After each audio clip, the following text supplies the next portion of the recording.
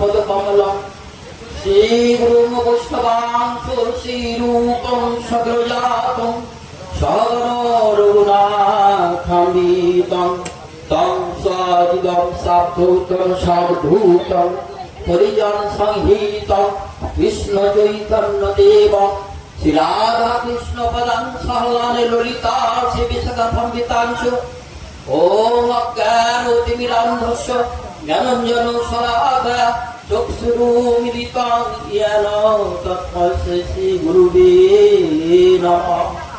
বাঞ্ছাকল্পতরুভ্যশ্চ কৃপা সিন্ধুভ্যেব চ পতিতানাং পাবনেভ্যো বৈষ্ণবেভ্যো নমো নমঃ। পতিত পাবন শ্রীকৃষ্ণ চৈতন্য মহাপ্রভুর কথা পার আরম্ভে যাহার করুণা ব্যতীত জীবের মুক্তির কোনো পথ নাই, যাহার করুণা ব্যতীত জীবের ভাগবত কথা কৃপা হয় না, সেই গৌড়ীয় মঠ আচার্য বিষ্ণুপাদ বিদণ্ডী স্বামী শ্রীমদ ভক্তি বিদ্যাপধায়ন গোস্বামী মহারাজের অভয় ও রাতুল চরণে অনন্ত করি ভক্তিপূর্ণ পুষ্পাঞ্জলি নিবেদন করি, তার অহৌতিক কৃপা আশীর্বাদ প্রার্থনা করি তিনি যেন এই অধমের প্রতি প্রসন্ন হন। নিত্য লীলা প্রবিষ্ট অমৃষ্ট পাদস্ততল শত শ্রী ভক্তি প্রমোদ পুরী গোস্বামী ঠাকুর, নিত্য লীলা প্রবিষ্ট অমৃষ্ট পাদস্ততল শত শ্রী ভক্তি সিদ্ধান্ত সরস্বতী গোস্বামী প্রভুপাদের অভয় রাতুল চরণে অনন্ত করি ভক্তিপূর্ণ পুষ্পাঞ্জলি নিবেদন করি। উপস্থিত সমস্ত গুরু ভাতা গুরু ভগ্নী, উপস্থিত সমস্ত কৃষ্ণ ভক্ত অনুরাগী, উপস্থিত ভক্তিমতী মাতৃমণ্ডলী, সবাকার রাতুল চরণে এই অভাজনের ভুল অর্পিত দণ্ডবত প্রণতি নিবেদন করি। সকলে আমার প্রতি প্রসন্ন হন, আমি যেন নিত্যকাল গুরু গৌরাঙ্গ গান্ধারিকা গিরিধারী আর সাধু গুরু বৈষ্ণবের চরণ কমল বর্ণনা করে তাদের গুণময়ী কীর্তন করতে করতে আমি যেন আমার জীবন অতিবাহিত করতে পারি, এই আশীর্বাদ প্রার্থনা করি ভক্তবৃন্দের রাতুল চরণে। তাহলে আমরা যারা কৃষ্ণ ভজনা করি, অন্যদিকে কোনো কথা নয়, কোনো নয়, এটা ভগবান শ্রী গোবিন্দের এটা ভাগবত কথা হচ্ছে, এখানে অন্য কথা চলবে না। তাই আমরা যারা কৃষ্ণ ভজনা করি আমাদের মনে রাখতে হবে যে রাধারানীর কৃপা ব্যতীত কৃষ্ণের কৃপা পাওয়া যাবে না, নিত্যানন্দের কৃপা ব্যতীত গৌর কৃপা হয় না, আর ভক্তবৃন্দের কৃপা ব্যতীত আমার ভক্তি হবে না। তাহলে ভক্তবৃন্দের কৃপা দরকার, নিত্যানন্দের কৃপা দরকার, রাধারানীর কৃপা দরকার। তাহলে আমরা এই ভাগবত আসরে এসেছি আজকে রাধারানীর কথা শ্রবণ কীর্তন করব বলে, এবং আমাদের জীবনকে সেই রাধারানীর অমূল্য কথাতে আমাদের জীবন উৎসর্গ করার জন্য। তাহলে আজকে সেই রাধারানীর আবির্ভাব তিথি, এই তিথিতে যে কটা কথা আমরা আজকে শ্রবণ করব সেই কথাই আমাদের জীবনের পাথেয় হয়ে যাবে। তাই ভগবান বলছেন, ভগবান উদ্ধবকে বলছেন যে উদ্ধব আমার সর্বশ্রেষ্ঠ প্রিয় যারা তাদের গুণ কীর্তন করো, তাদের গুণ কীর্তন করলেই তুমি তোমার কৃপা পাবে। তাহলে ভক্তবৃন্দ হচ্ছে ভগবানের সর্বশ্রেষ্ঠ প্রিয়, তাহলে সেই ভক্তবৃন্দের গুণ কথা আরম্ভ করতে হবে। তাহলে আমার মা লক্ষ্মী বৃন্দাবনে গিয়েছিলেন, মা লক্ষ্মী বৃন্দাবনে গিয়ে কৃষ্ণকে বলেছিলেন যে প্রভু আমি একটু রাসলীলা আর একটু আমি বৃন্দাবন লীলা দর্শন করতে চাই। কৃষ্ণ বললেন ওটা আমার হাতে নেই, তুমি ওর জন্য যেতে হবে গোপীদের কাছে যাও, গোপীদের কাছে যাও। লক্ষ্মী বললেন প্রভু আমি বৈকুণ্ঠের অধিপতি সেই নারায়ণ, আমি নারায়ণের ঘরণী লক্ষ্মী, আমি যাব কিনা সেই গোপীদের আনুকূল্য স্বীকার করতে? আমি বৈকুণ্ঠের অধিপতি নারায়ণের ধরনী লক্ষ্মী, আমি যাব কিনা সেই বৃন্দাবনের গোপীদের আনুকূল্য স্বীকার করতে? আমি পারবো না, আমি যাব না। কৃষ্ণ বলছেন যে তাহলে তুমিও কৃষ্ণ ভক্তি কৃষ্ণ প্রেমটা পাবে না। কেননা যদি গোপীদের আনুকূল্য স্বীকার না করতে পারো তাহলে কিন্তু তুমি কৃষ্ণ প্রেম কৃষ্ণ ভক্তি তুমি পাবে না। মা লক্ষ্মী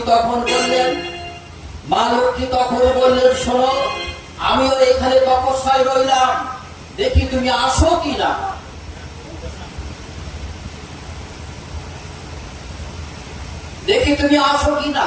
আমিও তপস্যা করব। স্বয়ং ভগবান কৃষ্ণ বলছেন যে গোপী আনুকূল্য বিনা বহু ঐশ্বর্য জ্ঞানে ভজিলেও না পাইবে যোগেন্দ্র নন্দন ব্রজেন্দ্র নন্দন। অর্থাৎ গোপী আনুকূল্যে, অর্থাৎ গোপীদের ছাড়া, হরে কৃষ্ণ আসতে, গোপীদের ছাড়া যদি কৃষ্ণ ভজন করো তাহলে ভগবান তাকে দেখা দেবে না, তাকে কৃপা করবে না। তাহলে ভাগবত আমাদের এই সিদ্ধান্ত দিচ্ছে। স্বয়ং লক্ষ্মীকে ভগবান বলছেন তুমি গোপীদের আনুকূল্য স্বীকার করো, তাহলে তুমি কৃষ্ণ প্রেম কৃষ্ণ ভক্তি পাবে না। লক্ষ্মী কিন্তু সেই ভক্তের আনুকূল্য স্বীকার করেনি, যার জন্য আজও বৃন্দাবনের প্রেম মনে সে আজও তপস্যায় রত। তাহলে আমরা যদি বাড়িতে বসি সাধন ভজন করি, আমরা যদি মনে করি যে ওই উত্তম প্রভুর বাড়িতে যাব না, আমি বাড়িতে বসি হরিনাম করলে হবে না, কৃষ্ণ সেখানে যাবে না। মা লক্ষ্মী সে বের করে আজও তপস্যারত, সে সাধু সঙ্গ করেনি, ভাগবত আসনে যায়নি, কৃষ্ণ ভজন করেনি। শুধু কৃষ্ণ ভজন করার জন্য তিনি তপস্যা করছেন বেল বলে, কিন্তু ভগবান তাকে দর্শন দেননি। সে বলছে যে তুমি সাধু সঙ্গ করো, গোপীদের আনুকূল্য স্বীকার করো, গোপীদের কাছে তুমি যাও, তবে গিয়ে তুমি আমার কৃপা পাবে। কিন্তু বেল বনে সেই মা লক্ষ্মী আজও তপস্যারত। কিন্তু তাই আমাদেরও এই সাধু সঙ্গে আসতে হবে। আজকে এসে যে আপনারা এই সাধু সঙ্গে বসে একটু এই ভাগবত কথা শ্রবণ কীর্তন করছেন, এটা জানবেন এটা বহু জন্মের সুকৃতির প্রভাব। আমার অনেক ভক্ত আছে, আমার এক ভক্ত এসেছে দূর থেকে, তাকে নিয়ে এসেছি, তার অন্তরে তার কৃষ্ণ প্রেম কৃষ্ণ ভক্তি আছে, কিন্তু তার পোশাক আজ নাই। তাহলে আমাদের গোস্বামীগণ বলছে যে পোশাকের প্রয়োজন আছে, তবে যে তার মনে প্রাণে গোবিন্দকে ডাকে তার অনেক সময় পোশাকেরও প্রয়োজন হয় না। কেননা আমাদের এই 84 লক্ষ জনির ভিতরে আমরা কজন পোশাক পরি? সবাই তো উলঙ্গ। 84 লক্ষ যে জনি আছে, জনির ভিতরে আমরা কজন? 4 লক্ষ মনুষ্য প্রজাতি, তার মধ্যে আবার 4 লক্ষের ভিতরে 1 লক্ষ প্রজাতি পোশাক পরে কিনা তাই না। তাই মনের ভিতরে কৃষ্ণ ভক্তি কৃষ্ণ প্রেমটা যায়। তাই ভগবান বলছে যে উদ্ধবকে ভগবান বলছে, উদ্ধব আমার থেকে আমার ব্রহ্মাও বড় নয়, আমার কাছে ব্রহ্মাও বড় নয়, আমার কাছে লক্ষ্মীও বড় নয়, আমার কাছে আমার পুত্রও বড় নয়, আমার কাছে বড় আমার ভক্তই হচ্ছে আমার কাছে বড়। আমি সৃষ্টি স্মৃতি প্রলয়ের সেই অধিকর্তা, আমি সেই সৃষ্টি স্মৃতি প্রলয় করতে পারি। আমি যমরাজকে এখনো তার মৃত্যুর অধীনে রাখতে পারি।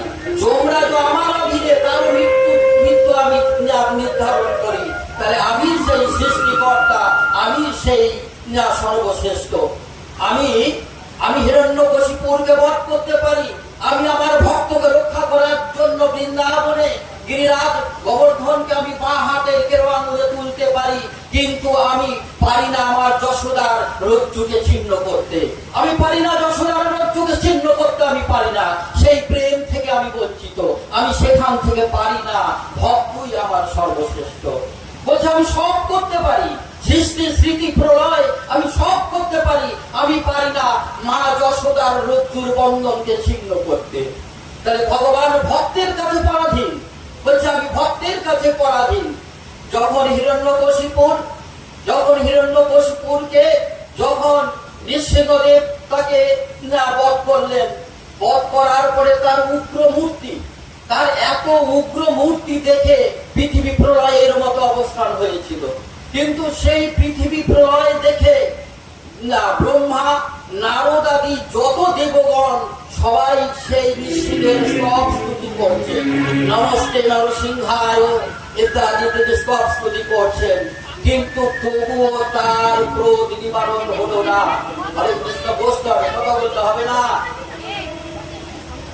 তবুও তার ক্রোধ নিবারণ হলো না, নৃসিংহদেবের ক্রোধ নিবারণ হলো না, সে তার রাগ প্রশমিত করতে পারল না। কিন্তু তখন নারদ এবং ব্রহ্মা আদি তখন মা লক্ষ্মীকে বললেন, তুমি যাও, তুমি গিয়ে নৃসিংহের কাছে যাও, তার ক্রোধ সংবরণ করো, তা নাহলে পৃথিবী রসাতলে চলে যাবে। মা লক্ষ্মীও সেই নরসিংহের রূপের কাছে গেলেন, সেই নরসিংহ মূর্তির কাছে গেলেন, কিন্তু তারও ক্রোধ সংবরণ হলো না। কিন্তু তখন তার ভক্ত প্রহ্লাদকে বললেন, প্রহ্লাদ তুমি এবার যাও, নৃসিংহদেবের কাছে তুমি এবার যাও, তুমি গিয়ে তার ক্রোধ সংবরণ করো। প্রহ্লাদ গিয়ে ভগবান নৃসিংহের কোলে বসলেন। নৃসিংহ তাকে কোলে নিয়ে তার মুখের দিকে তাকাবার সঙ্গে সঙ্গে তার ক্রোধ প্রশমিত হলো, তার ক্রোধ প্রশমিত হলো। তাহলে ভগবান বলছে যে আমি ভক্তের কাছে অধীন, আমি পরাধীন, ভক্তের কাছে আমি পরাধীন। মম অপরাধ আমি সহিবারে পারি, মম ভক্ত অপরাধ আমি সহিবারে নারী, আমি ভক্তের কাছে পরাধীন। তাহলে ভগবান ভক্ত ছাড়া কিছু বোঝেন না। তাহলে আমরা যদি সেই ভগবানের ভক্তের কিছু গুণকীর্তন করতে পারি, আজকে ভক্ত আমাদের উপরে প্রসন্ন হবেন। তাহলে ভক্তের প্রিয় কারা, আমাদের বেছে বেছে কয়েকজনের যদি সামান্য একটু গুণকীর্তন আমরা করব, সেই ভগবানের প্রিয় হচ্ছে মার্কণ্ড ঋষি। এই মার্কণ্ড ঋষি, তার প্রলয়েও তার ধ্বংস নেই, প্রলয়েও তার ধ্বংস নেই। তাই আমরা যদি এই মার্কণ্ড ঋষির একটু গুণকীর্তন করতে পারি, তাহলে ভগবান আমাদের উপরে প্রীতি হবেন।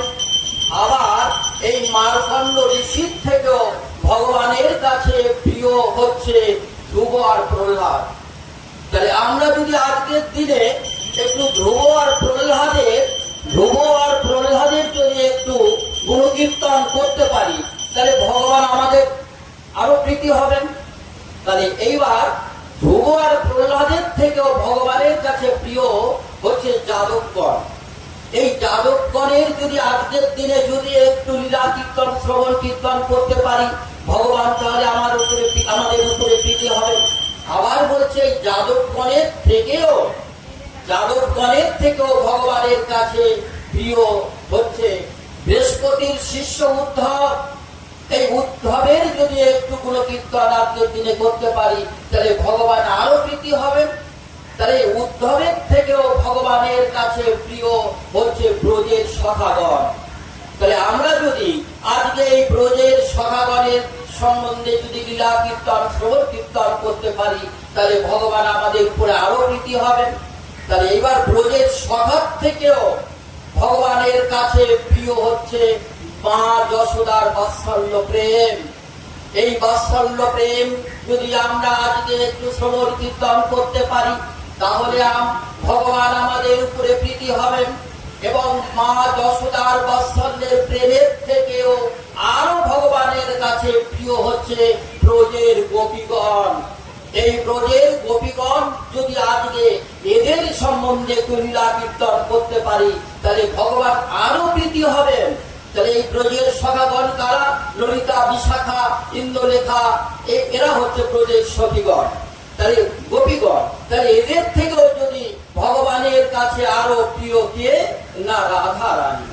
তাহলে ভগবানের কাছে এদের থেকেও রাধা রানী প্রিয়। আমরা যদি আজকে সেই রাধা রানীর কথা যদি কিছু শ্রবণ কীর্তন করতে পারি, আজকে আমাদের জানতে হবে বহু জন্মের স্বীকৃতি না থাকলে আজকের দিনে এই ভাগবত সভায় আসা যায় না। তাই আজকে আমাদের বহু জন্মের স্বীকৃতি ছিল, তাই আজকে ভক্ত সঙ্গে বসে আমরা এই হরিনাম শ্রবণ কীর্তন করতে পারছি। তাহলে আজকে এই রাধা রানী হচ্ছে ভগবানের কাছে সর্বশ্রেষ্ঠ প্রিয়।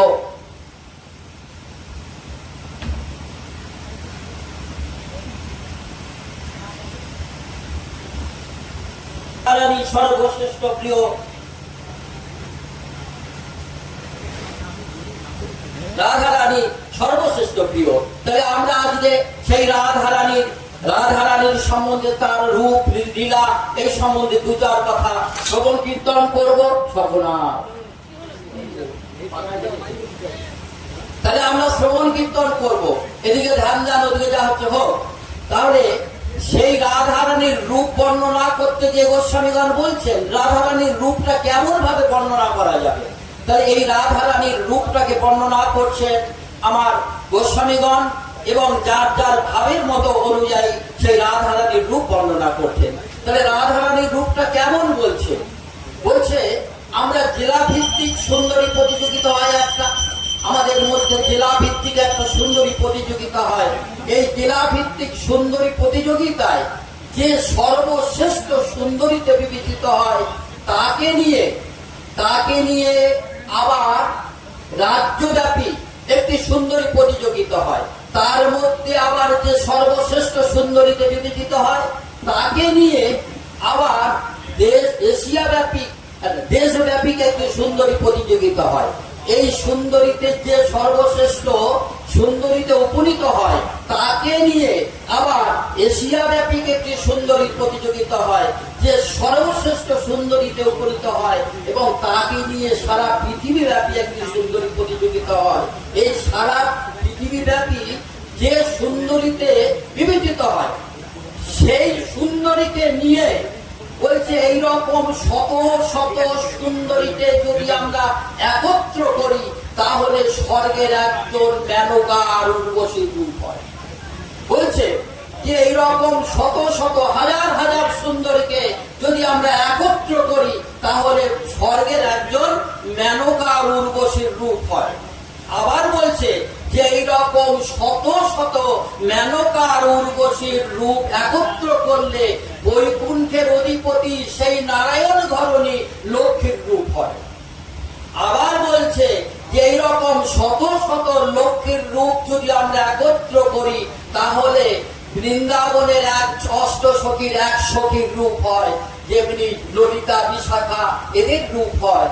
আবার বলছে যে শত শত এইরকম গোপীদের রূপ যদি একত্র করা যায় তবে আমার রাধারানীর রূপ হয়।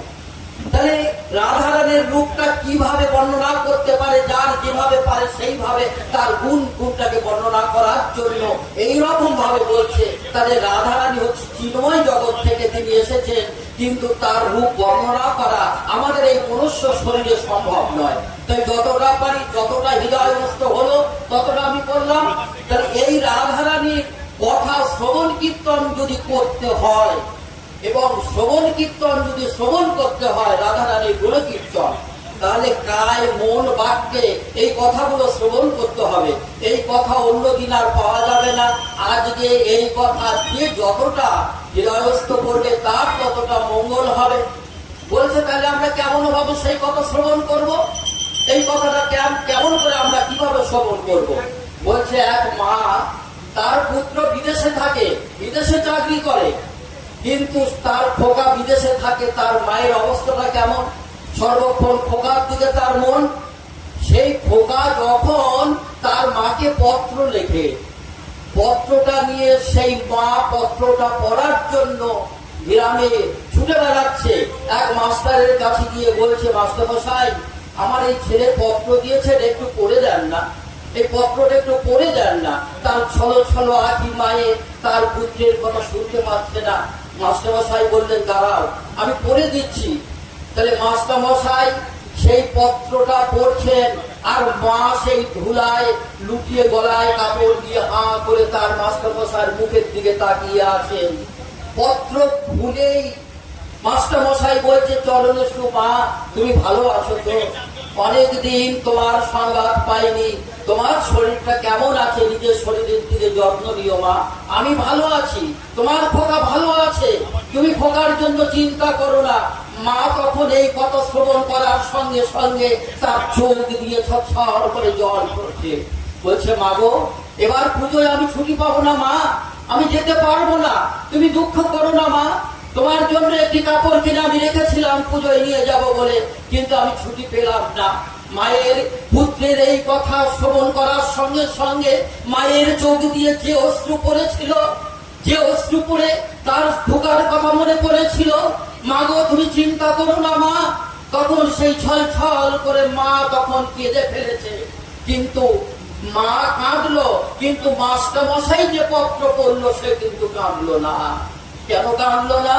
কাঁদলো না এই জন্য, মায়ের সঙ্গে তার পুত্রের সম্পর্ক আছে, মায়ের সঙ্গে তার পুত্রের সম্পর্ক আছে, তাই তিনি কাঁদছেন। কিন্তু মাস্টারের সঙ্গে তার পুত্রের সম্পর্ক নাই, তাই তিনি কাঁদছেন না। তাহলে আজকে যারা আপনারা এই ভাগবত আসরে এসেছেন, আপনারা ঠিক এই মনোভাব যে মাস্টার মশাই সেই পত্র পড়ছেন, আপনারা আপনার রাধা রানীর উপরে সেইভাবে ছলো ছলো আঁকিতে নয়নে সেই তার চরণ চিন্তা করুন, তবে কৃপা পাবেন। আর আপনি মাস্টার মশাই কাঁদেনি কেন? তার সঙ্গে সম্পর্ক ছিল না, মায়ের সঙ্গে পুত্রের সঙ্গে সম্পর্ক ছিল না, সে কাঁদেনি। তাই আপনাদের মতো ভক্ত পেয়ে আপনারা যেন সেই মায়ের সম্পর্কে থেকে আমাকে একটু কৃপা করবেন। কারণ আমার চোখে তো জল নেই, আমার চোখে সেই জল নেই, সেই অভাগা মাস্টারের মতো আমি চিঠি পড়ে যাব। কিন্তু আপনারা শ্রবণ কীর্তন করবেন, কিন্তু আপনারা আমাকে যদি কৃপা না করেন, আমার কিন্তু কৃপা হবে না, আমার কিন্তু কৃপা হবে না। তাহলে রাধা রানী তাহলে বলছে, তাহলে রাধা রানীর একটু গুণকীর্তন করতে হবে। এই রাধা রানী কোথা থেকে আবির্ভূত হয়েছিল আমি অনেক জায়গায় অনেক রকম শুনেছি, তবু এটা একটু নতুনত্ব। তাই আমরা জানি সাগর মন্থন করেছিল, দেবতার অসুররা মিলে সাগর মন্থন করেছিল। সেই সাগর মন্থন করে অমৃত উঠেছিল, দেবতা আর অসুররা মিলে সাগর মন্থন করেছিল, সাগর মন্থন করে অমৃত উঠেছিল। এই সাগর মন্থন করে 14টা রত্ন সম্ভার উঠেছিল, 14টা।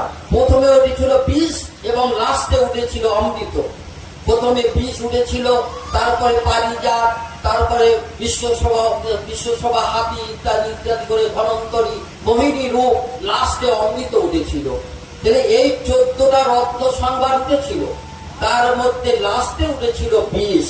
তাহলে এই বিষটা, এই অমৃতটা যদি প্রথমে উঠতো, তাহলে এত কিছু কষ্ট করতে হতো না দেবতাদের, দানবদের,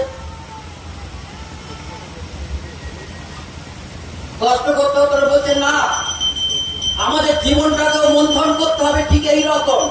প্রথমে অমৃত উঠবে না, প্রথমে আমাদের জীবনে বিষ।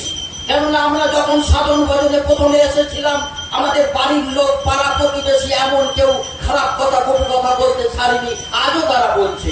কিন্তু আমরা সেই বিষ হজম করে আজকে আমরা সাধু সঙ্গ করার মতো সুযোগ পেয়েছি, এরকম সাধু সঙ্গ করতে পেরেছি, সেই বিষটাকে আমরা হজম করে ফেলেছি। তাহলে এইটাই হচ্ছে আমাদের বিষ উঠেছিল। এইরকম মানুষের জীবনে ওই 14টা রত্ন সম্ভারের একটা একটা করে মানুষের জীবনে দাঁড়িয়ে আছে, সেটা এত কত বলার সুযোগ সময় নেই।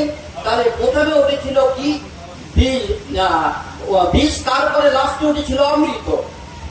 তাহলে এই অমৃত যখন দেবতার অসুরদের ভিতরে বন্টন করছেন, অসুররা নিয়ে পালিয়ে গেছিল, তখন ভগবান যে মোহিনী রূপ ধারণ করেছিলেন, সেই মোহিনী রূপে সেই অসুরদের কাছে এই অমৃতটাকে নিয়ে এসেছিলেন। তাই মায়ায় বকিরত করে অমৃতটা নিয়ে এলেন। অমৃত নিয়ে আসার পরে দেবতা আর অসুরদের মধ্যে বন্টন করছেন, বন্টন করতে দিচ্ছেন এই মোহিনী রূপী ভগবান বিষ্ণু। এমন সময় সেই জায়গায় যারা ছিল, দেবতা দানব দৈত্য যারা ছিল, সবাই এই রূপ দেখে আকৃষ্ট হয়ে গিয়েছিল যে এত সুন্দর মোহিনী রূপ।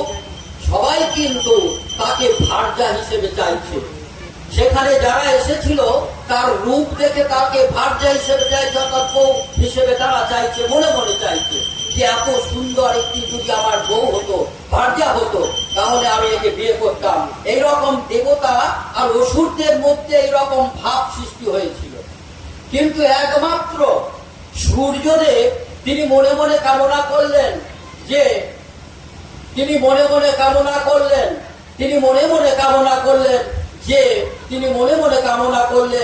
যে এইরকম যদি আমার একটা কন্যা হতো, এইরকম যদি আমার একটা কন্যা হতো, তাহলে তাকে দর্শন করা মাত্র কামনা বাসনা দূর হয়ে যেত, এবং কামনা বাসনা দূর হয়ে গেলে তাকে বাৎসল্য জ্ঞানে আমি সেবা করতাম।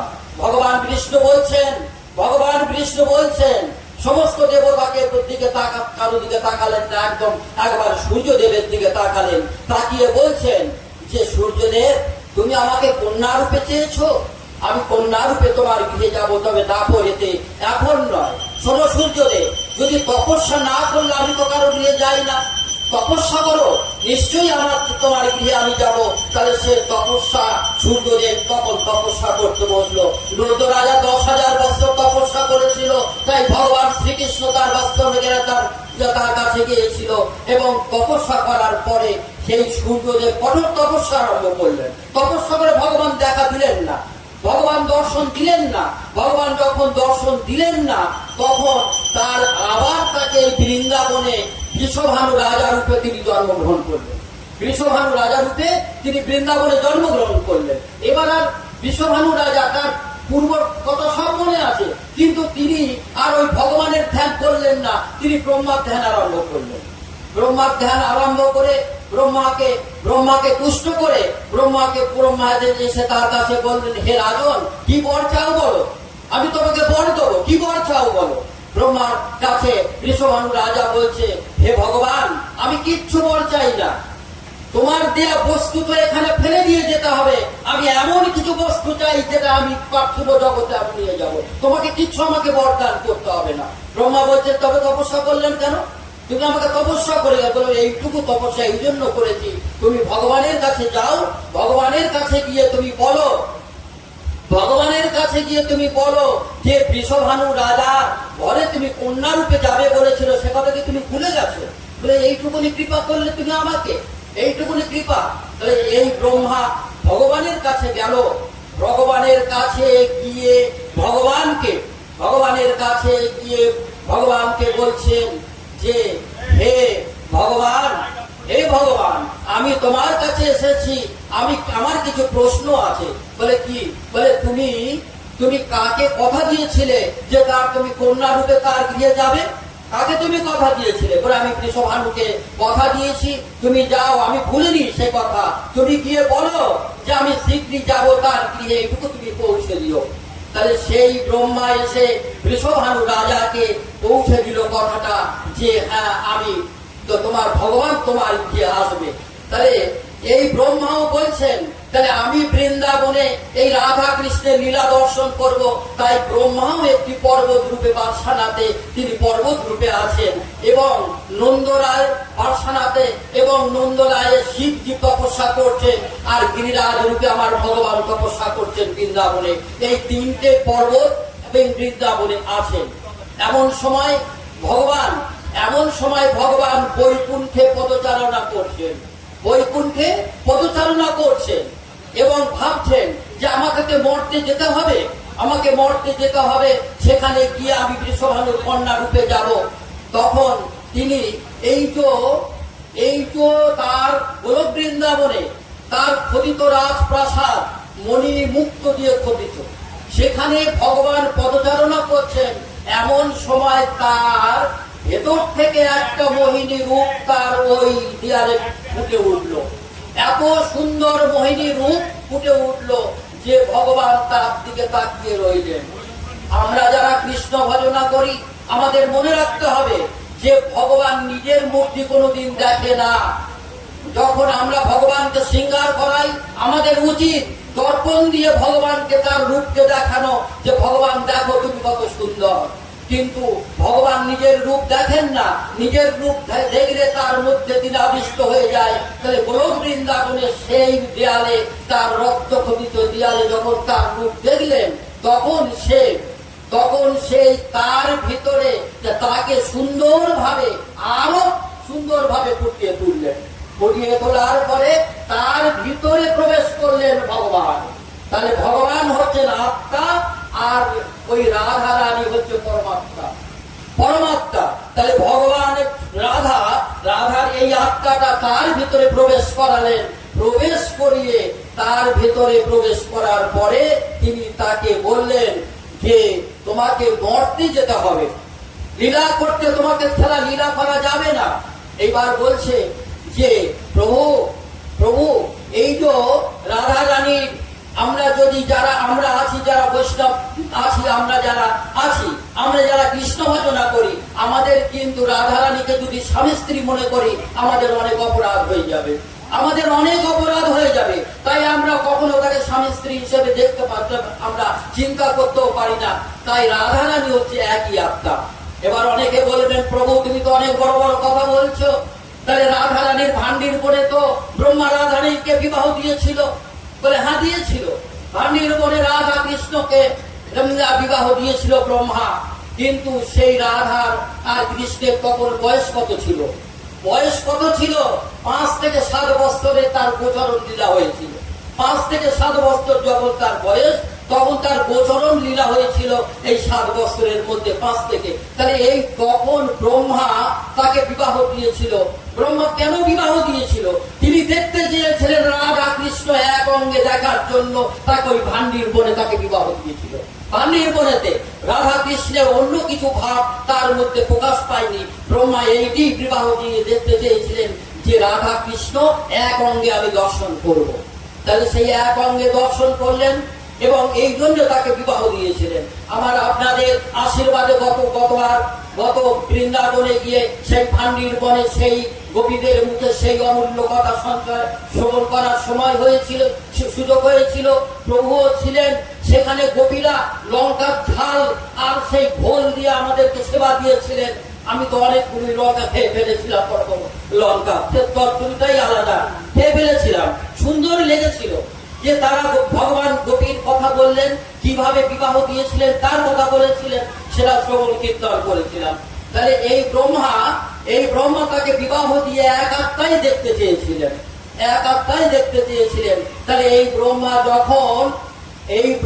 যখন তাকে এক আত্মায় দেখলেন, দেখার পরে ব্রহ্মাকে আস্তত্ব করে ভগবান এবার বৈকুণ্ঠে বলছেন যে আমি এবার বৃষভানুর ঘরে যেতে হবে তোমাকে, রাধাকে।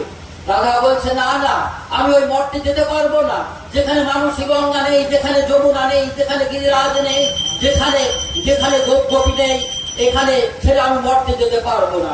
ভগবান গোবিন্দ বললেন সবাইকে আমি মঠে নিয়ে যাবো বৃন্দাবনে, তোমাকে লীলা করতে যেতে হবে, তোমাকে লীলা করতে যেতে হবে।